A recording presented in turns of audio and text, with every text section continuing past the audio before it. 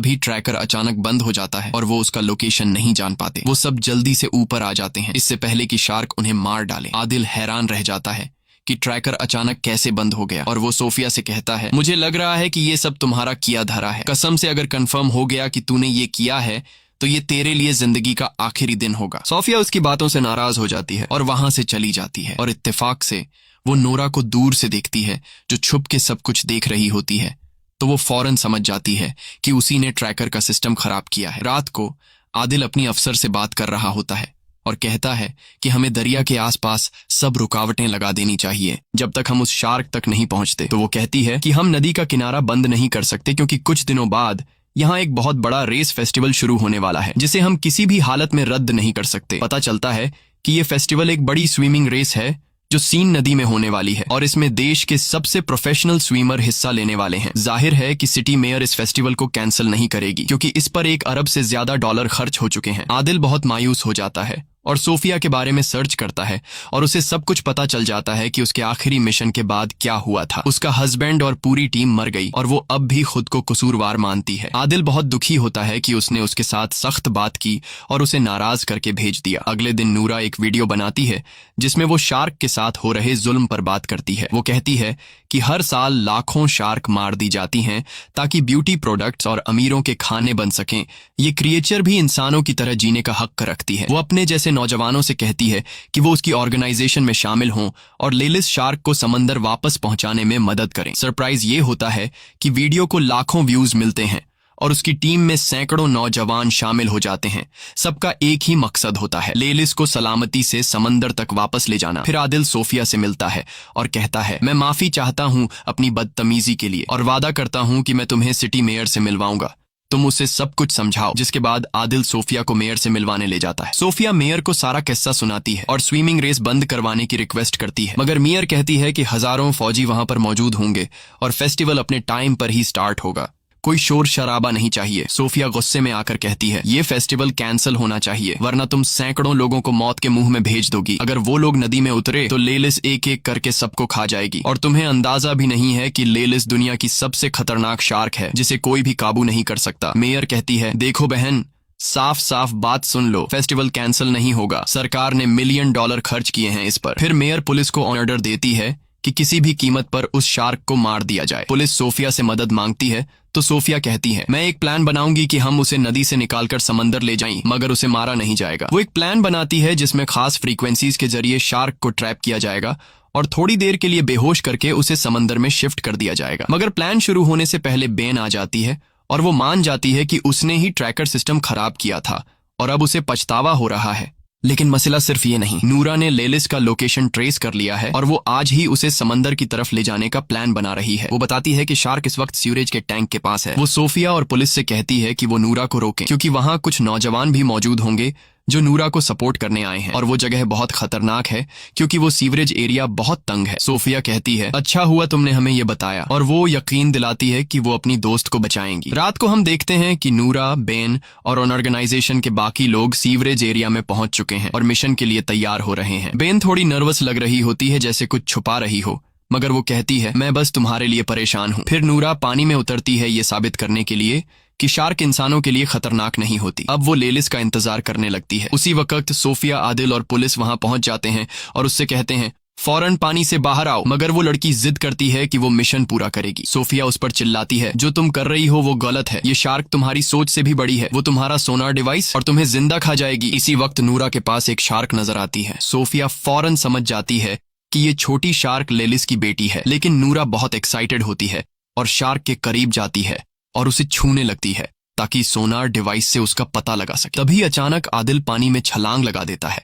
ताकि नूरा को बचा सके, लेकिन अचानक शार्क गुस्से में आ जाती है और नूरा पर हमला कर देती है और उसे निगल जाती है। उसी समय पूरे इलाके में हलचल मच जाती है और सभी नौजवान डर के मारे वहां से भागते हैं और उनका जो फालतू सा प्लान था शार्क्स को बचाने का, वो इन्हें ले डूबता है। अब हर एक बंदा खुद को बचाने की कोशिश में लगा हुआ था, लेकिन बदकिस्मती से जगह तंग होती है और काफी लोग पानी में गिर जाते हैं और लेलिस और उसकी बेटी उन्हें मार देती हैं। हर तरफ पानी में इंसानों के टुकड़े नजर आ रहे थे। सारा पानी खून से लाल हो गया था। जैसे तैसे करके स्विमर थोड़े बहुत लोगों को बचा लेते हैं, लेकिन ज्यादातर लोग वो होते हैं जिनके हाथ या टांगें कट चुकी होती हैं, यानी वो सिर्फ बचा हुआ शरीर वापस ले आते हैं। फिर सब जख्मियों को पीरिस के हॉस्पिटल ले जाया जाता है, जहां सोफिया शॉक में खड़ी होती है और यकीन नहीं कर पा रही होती कि क्या हुआ। वो रोने लगती है, अपने शौहर और पुरानी टीम को याद करती है। तभी आदिल उसके पास बैठता है और उसे तसल्ली देता है। कुछ देर बाद आदिल और सोफिया को सीवरेज एरिया में बुलाया जाता है। जब वो वहां पहुंचते हैं तो लेलिस की बेटी की लाश मिलती है। उसे लैब ले जाया जाता है ताकि सोफिया उस पर रिसर्च करे, शायद कोई क्लू मिल जाए। उसी समय सोफिया को पता चलता है कि ये शार्क सिर्फ 2 महीने की है और वो प्रेग्नेंट भी है। और सोफिया को लेलिस की बढ़ती हुई ग्रोथ का भी पता चल जाता है। हैरान करने वाली बात ये होती है कि ये फीमेल शार्क बिना किसी मेल शार्क के कोलैब किए बच्चे पैदा कर सकती है, यानी बिना नर के खुद ब खुद बच्चे देना। सोफिया समझ जाती है कि ये शार्क बहुत बड़ी आफत है, क्योंकि लेलिस की तादाद कुछ महीनों में बहुत ज्यादा बढ़ जाएगी और ये इंसानों के लिए बहुत बड़ा खतरा बन सकता है। इसीलिए लेलिस और उसकी सारी नस्ल को खत्म करना बहुत जरूरी है, वरना वो इंसानों को खत्म कर देगी। अगले दिन सोफिया और उसकी टीम मेयर के ऑफिस पहुंचती है और उसे सारी नई जानकारी देती है। मेयर बहुत नाराज होती है क्योंकि मिशन नाकाम हो चुका होता है और स्विमिंग फेस्टिवल स्टार्ट होने में सिर्फ कुछ ही घंटे बाकी होते हैं। वो कहती है कि किसी भी तरह इस शार्क को मारो। सोफिया उस पर गुस्सा करती है और कहती है, तुम्हारे लिए पैसे ज्यादा अहम हैं या लोगों की जानें? मेयर गुस्से में कहती है, बाहर निकलो यहाँ से। और फिर वो फैसला करती है कि शार्क को मारने की जिम्मेदारी अब फौज को दी जाएगी। फिर सोफिया और आदिल कैफे में बैठे बात कर रहे होते हैं। सोफिया कहती है, अगर फेस्टिवल को ना कैंसिल किया गया तो बहुत बड़ी तबाही हो जाएगी, क्योंकि मेयर पैसों की भूखी है और मुकाबला हर हाल में कराएगी। आदिल कहता है, चलो मिल के दुनिया बचाते हैं। वो दोनों प्लान बनाते हैं कि वो मेयर के बिना शार्क्स को मारेंगे। फिर आदिल अपने दोस्तों से बात करता है और उनसे मदद मांगता है। सब दोस्त राजी हो जाते हैं और एक टीम बनाते हैं। पहला काम ये होता है कि 2 बम एक्सपर्ट्स को बुलाया जाए ताकि वो पानी में डायनामाइट लगाए और उसी से लेलिस को मारा जाए। फेस्टिवल के दिन सोफिया, आदिल और पूरी टीम नदी में गोता लगाती है और शार्क्स की तरफ बढ़ते हैं ताकि बम खास उनके घर में लगा दें। उधर मेयर मेला ओपन कर रही होती है।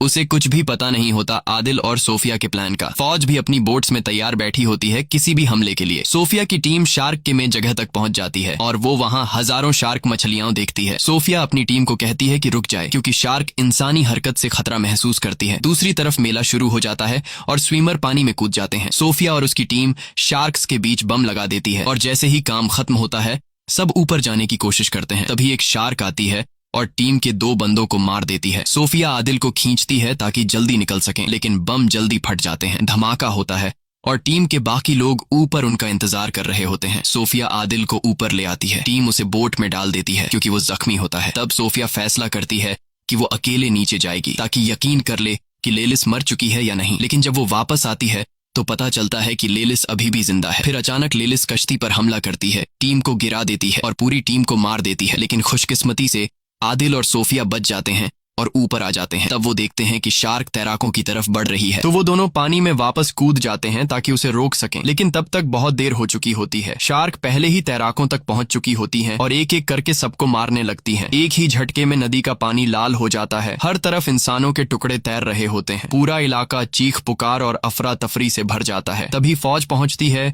और लेलिस पर गोलियां चलाती है, लेकिन उन गोलियों का उस पर कोई असर नहीं होता। सबसे बड़ा खतरा ये होता है कि नदी के नीचे कई बम पहले से लगे होते हैं। अगर कोई गोली उन पर लग गई तो पूरा शहर उड़ जाएगा। और फिर वही होता है, एक गोली बम से टकरा जाती है और जोरदार धमाका होता है। पूरा शहर तबाह हो जाता है। धमाके की वजह से एक भयानक सुनामी आती है जो पूरे शहर को बहा ले जाती है। कई लोग डूबकर मर जाते हैं, जिनमें सोफिया और आदिल भी होते हैं। सोफिया पानी की सतह पर आती है और बेहोश आदिल को देखकर किसी सुरक्षित जगह ले जाती है। दोनों एक लोहे के बड़े टुकड़े पर चढ़ जाते हैं। कुछ देर बाद आदिल को होश आता है और वो पूछता है, हम कामयाब हो गए? शार्क मर गई ना? सोफिया उसकी तरफ देखती है। उसकी आंखों में आंसू होते हैं, लेकिन वो कुछ नहीं बोलती। आदिल चारों तरफ देखता है और सदमे में चला जाता है। पूरा पेरिस शहर डूब चुका होता है और हर तरफ शार्क मछलियां तैर रही होती हैं।